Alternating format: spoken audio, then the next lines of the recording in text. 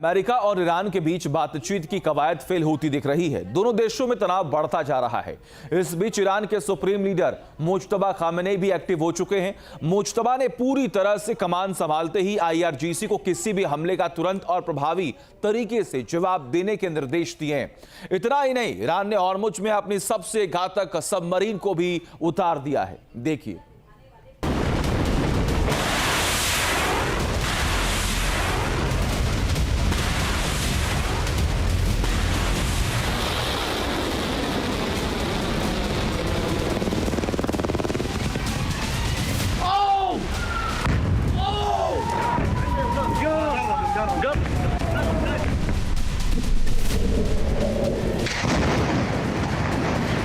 America और Iran एक दूसरे के खिलाफ 40 दिनों तक जंग के मैदान में डटे रहे।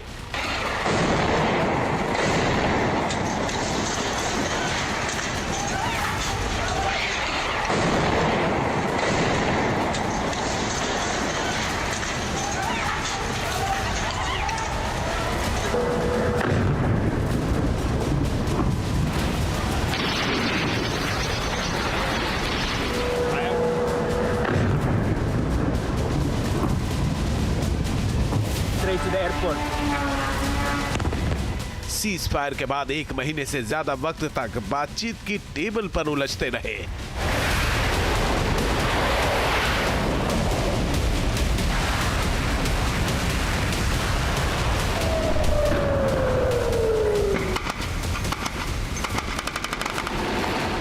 हालांकि अब तक बातचीत से समाधान की सारी कोशिशें नाकाम साबित हुई हैं। विवादित मुद्दों पर सहमति बननी तो दूर, अब हॉर्मुज स्ट्रेट पर भी तनातनी बढ़ गई है।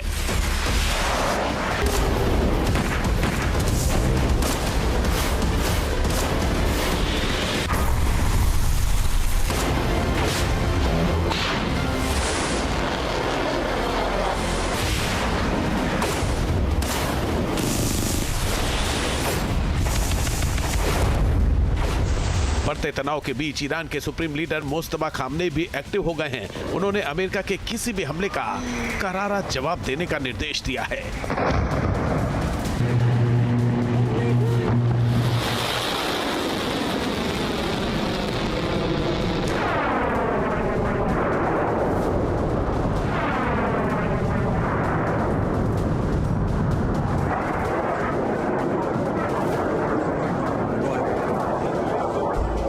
मुज्तबा के आक्रामक तेवरों के बाद तनाव और गहरा गया है। समंदर में जंग छिड़ने का खतरा बढ़ता जा रहा है। हॉर्मुज में जंगी तैयारी जारी, कौन पड़ेगा भारी?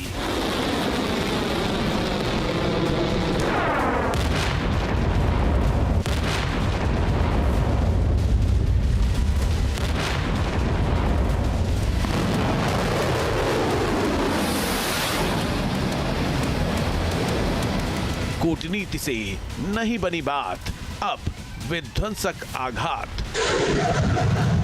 अल्लाहू अकबर! अल्लाहू अकबर! या अली!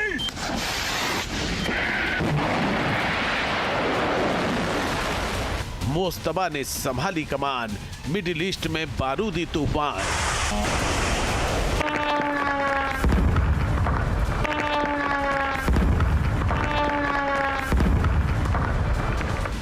ईरान की डॉल्फिन लॉन्च, समंदर में आया भूचाल।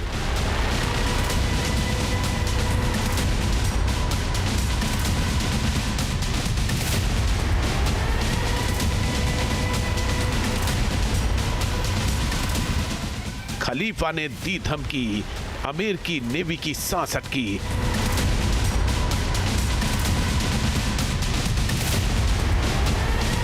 ईरान ने चेताया, फ्रांस ने कदम पीछे लौटाया।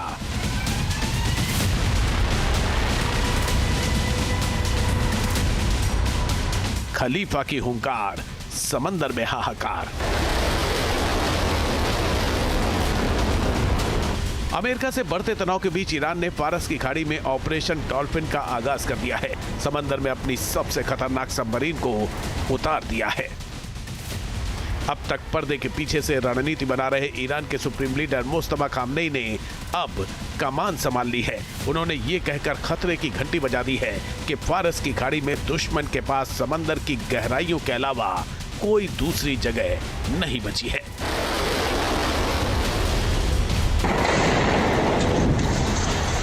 ईरान ने सीधे सीधे मिडिल ईस्ट के अमेरिकी सहयोगियों और नेटो देशों को भी धमकी दे दी है।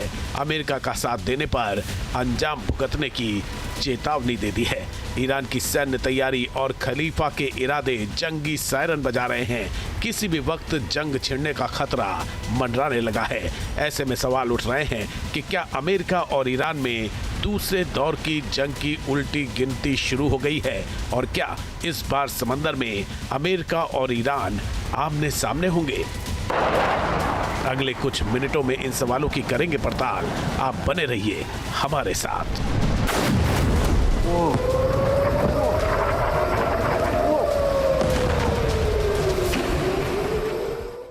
उन्होंने पर्शियन गल्फ और हॉर्मुज स्ट्रेट को लेकर 10 पॉइंट का एजेंडा बनाया है।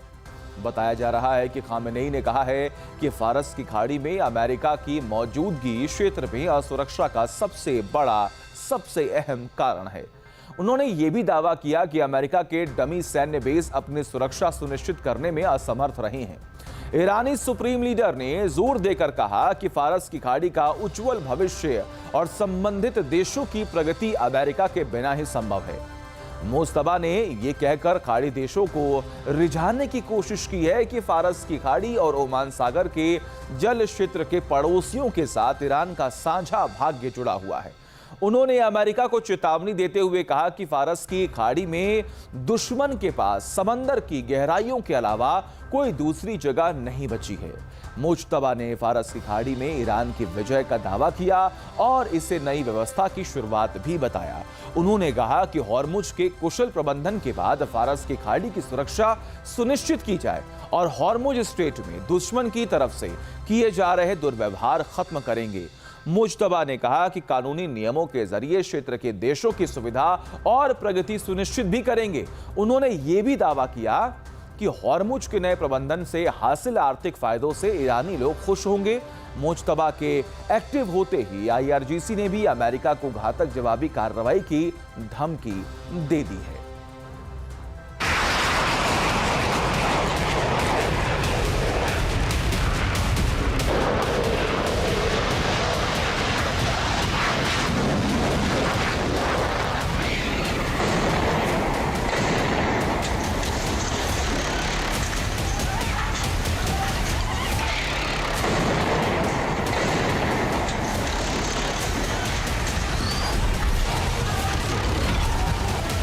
अमेरिका, इजराइल और ईरान के बीच 40 दिनों तक भीषण जंग हुई।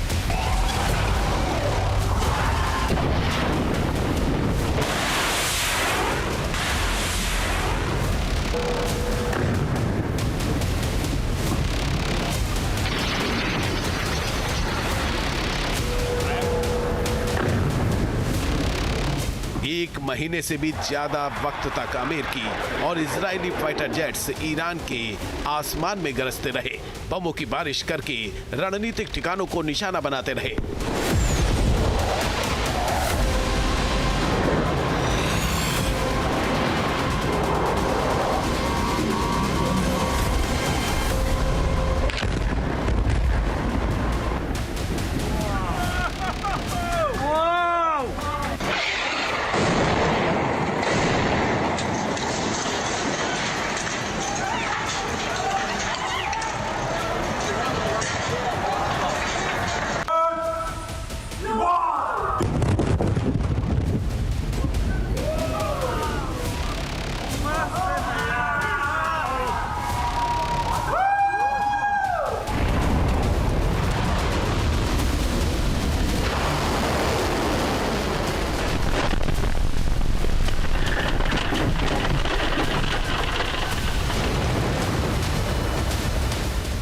ईरान ने पलटवार में मिसाइल और ड्रोन से हमले करके इजराइल और मिडिल ईस्ट में मौजूद अमेरिकी सैन्य ठिकानों को दहला दिया।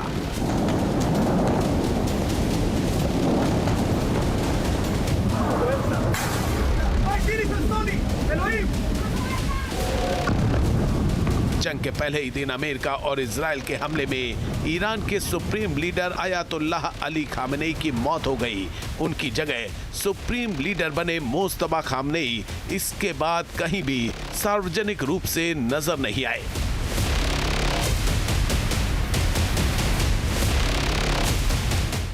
कहा यह भी गया कि वो हमले में गंभीर रूप से घायल हो गए हैं, लेकिन अब जो खबर आ रही है उसके बाद सवाल उठ रहे हैं कि क्या मुज्तबा ईरान की रणनीति बनाने में अहम भूमिका निभा रहे हैं? क्या मुज्तबा पर्दे के पीछे रहकर जंग और बातचीत दोनों में शामिल हैं? ये सवाल इसलिए उठ रहे हैं क्योंकि लंबे वक्त बाद उनकी सक्रियता की खबर सामने आई है।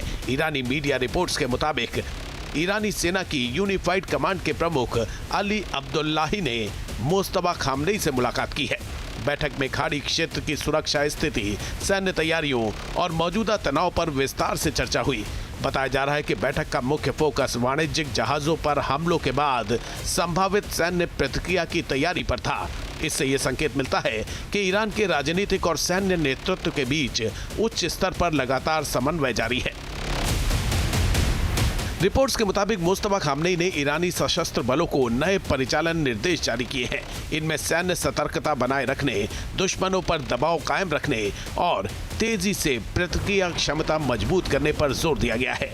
रिपोर्ट्स के मुताबिक मुज्तबा ने ईरानी सेना को दिए गए निर्देशों में कहा है मौजूदा सैन्य अभियानों को बिना धीमा किए जारी रखा जाए। सभी सैन्य इकाइयां अधिकतम सतर्कता बरतें। अमेरिका और इजराइल के खिलाफ मजबूत प्रतिरोध की रणनीति बनाएं।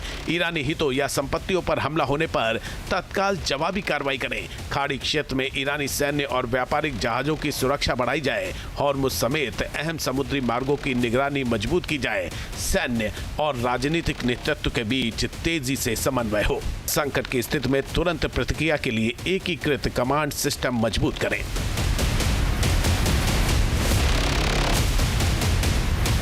मुज्तबा खामेनेई ऐसे वक्त में एक्टिव हुए हैं जब उनकी सेहत को लेकर अटकलों का दौर जारी था। कुछ रिपोर्ट्स में दावा किया गया था कि वो पहले हुए सैन्य हमलों में घायल हुए थे। हालांकि ईरानी अधिकारियों ने इसकी पुष्टि नहीं की है। उन्हें लगातार रणनीतिक बैठकों और अन्य फैसलों में सक्रिय बताया जा रहा है। यूनिफाइड कमांड के प्रमुख ही नहीं बल्कि ईरान के राष्ट्रपति मसूद पेजेश्कियान ने भी दावा किया है कि उन्होंने हाल ही में सुप्रीम लीडर खामेनेई से 2.5 घंटे की मुलाकात की है। ये पहली बार है जब ईरान के किसी शीर्ष नेता ने मुज्तबा से आमने सामने मिलने की बात कही है।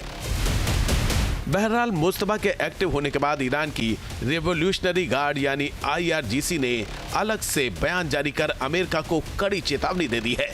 IRGC ने कहा है कि अगर ईरानी तेल टैंकर्स या व्यापारिक जहाजों को निशाना बनाया गया तो अमेरिका के क्षेत्रीय हितों पर घातक जवाबी कार्रवाई की जाएगी। पश्चिम एशिया में अमेरिकी ठिकाने भी संभावित निशाने बन सकते हैं। ये बयान ऐसे समय में आया है जब ओमान की खाड़ी और आसपास के समुद्री इलाकों में कई जहाजों पर रहस्यमयी हमलों की खबरें सामने आई हैं। ईरानी अधिकारियों ने यह भी संकेत दिया है कि तनाव बढ़ने पर दुश्मन देशों के जहाजों को भी निशाना बनाया जा सकता है। इस बीच ईरान की सूचना परिषद के सदस्य शम्स अल वाइजिन ने 3000 किलोमीटर तक की रेंज वाली मिसाइल्स बनाने की मांग की है। उन्होंने कहा कि अगर कोई दुश्मन अरास नदी में घुसकर ईरान पर कब्जा करना शुरू कर दे तो हमें 3000 किलोमीटर की रेंज वाली मिसाइलों की जरूरत होगी।